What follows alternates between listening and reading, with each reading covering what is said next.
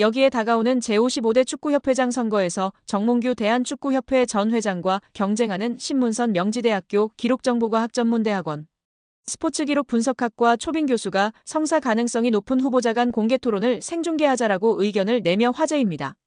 신 교수는 19일 국내 매체 오센과 통화에서 정 회장이 얼마든지 공개토론에 임하겠다고 했는데 환영한다라면서 그의 출마 기자회견을 봤다. 또 유체이탈 화법을 쓰더라. 공개토론이 열리면 제가 정확한 질문을 통해 진실된 답을 끌어내겠다라고 말했습니다. 정 회장은 앞서 같은 날 오후 2시 서울 종로구에 위치한 포니정재단 빌딩 1층 컨퍼런스홀에서 제55대 축구협회장 선거 출마 기자회견을 열고 다른 후보들과 공개토론에 얼마든지 임하겠다라고 밝혔습니다.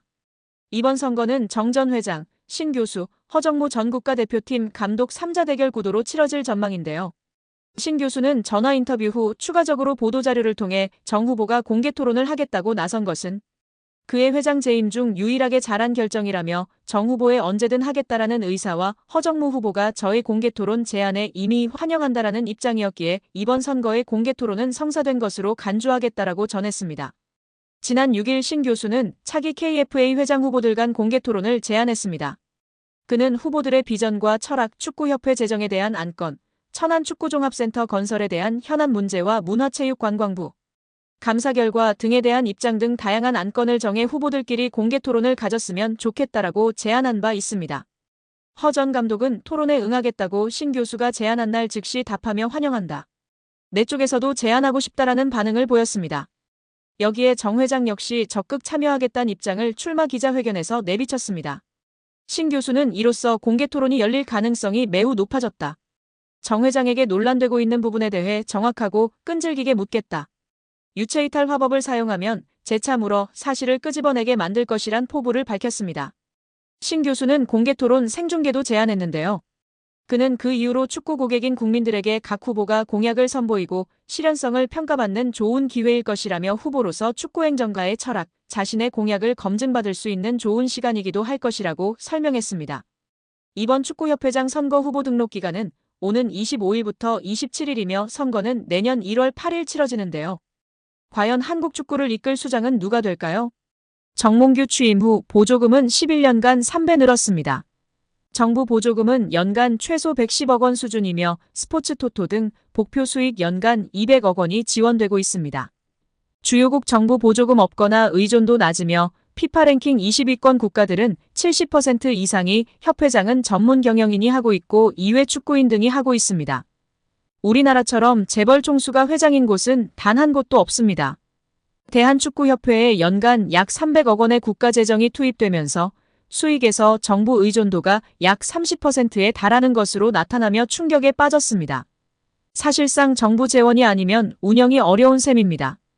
미국과 일본 등 주요국은 국가보조금 의존도가 낮은 가운데 축협의 재정 자립을 촉구하는 목소리가 나오고 있습니다.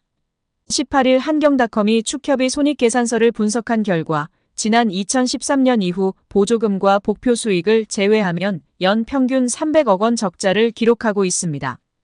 홍명보 감독이 축구대표팀 사령탑 선임 과정에서 대한축구협회 전력강화위원회 회의에서 1순위가 아닌 2순위 추천 후보였다는 스포츠윤리센터 조사 결과가 나와 논란을 낳고 있습니다.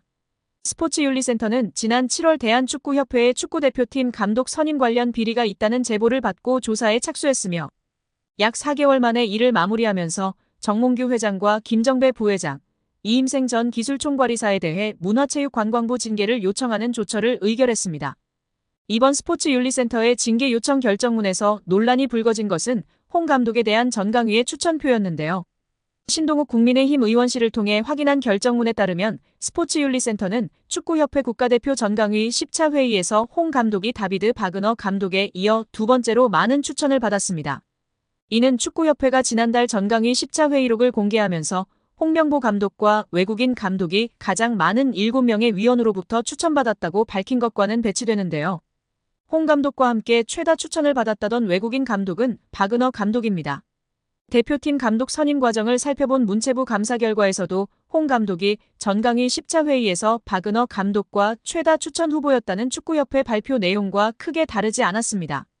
그러나 스포츠윤리센터는 당시 한 위원이 추천 대상에 바그너 감독을 언급했으나 축구협회 회의록에는 이를 누락한 것으로 확인됐다고 짚었습니다. 스포츠윤리센터는 결정문에서 해당 위원으로부터 의견을 청취한 결과 회의록에는 추천하지 않았다는 외국인 바그너 감독을 추천한 것이 사실로 확인했다며, 이에 따라 바그너 감독이 8명의 위원으로부터 추천을 받아 단독으로 1순위가 된다. 홍 감독은 7명의 추천으로 2순위였다고 했습니다. 스포츠윤리센터는 이번 조사에서 문체부 감사와 마찬가지로 감독 선임 권한이 없는 이 전 이사가 최종 후보를 추천했다며 축구협회의 홍 감독 선임 과정에 문제가 있었다고 지적했습니다. 더불어 정 회장이 단체 수장으로서 감독 선임 과정을 제대로 관리 감독하지 못했다고 판단, 직무태만으로 징계를 받아야 한다고 했습니다. 김 부회장은 권한 남용, 이 전 이사는 최종 선임 과정을 불투명하게 진행한 점을 이유로 징계 대상자가 됐습니다. 결국 홍명보 감독은 10년 만에 대표팀에 돌아옴과 동시에 외국인 지도자 버금가는 대우도 받습니다. 이임생 이사는 연봉 등 세부 계약 조건에 대해서는 밝힐 수 없지만 이제 한국 지도자들도 외국인 감독 못지않게 대우를 받아야 한다는 생각이라면서 외국인 지도자에 뒤지지 않는 계약을 체결했다고 전했습니다. 홍명보 감독은 지난해 울산과 프로스포츠 최고 연봉인 10억 원의 3년 재계약을 맺은 것으로 알려졌는데 대표팀을 맡으면서 더 많은 연봉을 수령할 것으로 보입니다.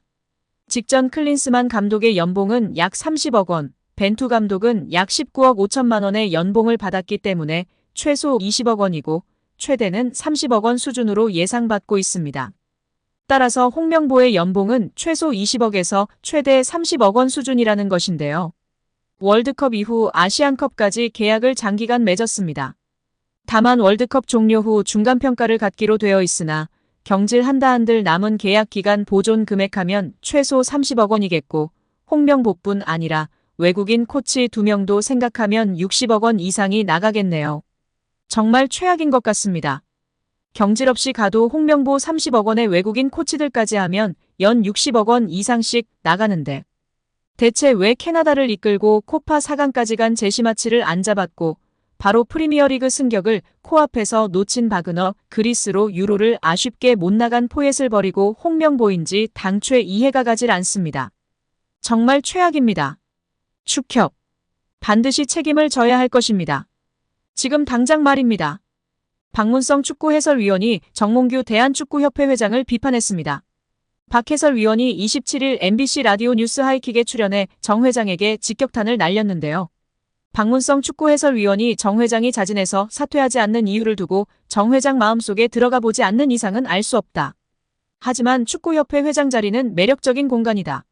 우리는 축구협회장 자리를 한국 축구의 수장 정도만 생각한다. 하지만 국제축구연맹 피파가 진행하는 월드컵을 포함한 모든 국제적인 행사에 축구협회장 자리로 가면 그 의전은 사실상 거의 대통령급에 해당한다고 말했습니다. 이어 유럽에 가면 축구협회 회장 아니면 축구팀의 구단주 이런 명함이 박혀있으면 활동하거나 비즈니스 하는데 매우 큰 도움이 된다고 밝혔습니다. 그러면서 지금까지 나왔던 많은 문제 이미 드러나 있다. 또 이번 현안 질의를 통해서 사실은 의혹이 해소되기는커녕 더 많이 부풀어졌다. 하나도 해명되지 않았다. 오히려 지금 의혹이 계속 더 추가로 나오고 있다. 특히 홍명보 한국 축구대표팀 감독 선임의 절차와 과정에 모든 것들이 다 불공정했다는 이야기들이 이미 다 어느 정도 나왔다. 이제는 지금의 이 체제 그만 끝내는 것이 옳다고 전했습니다.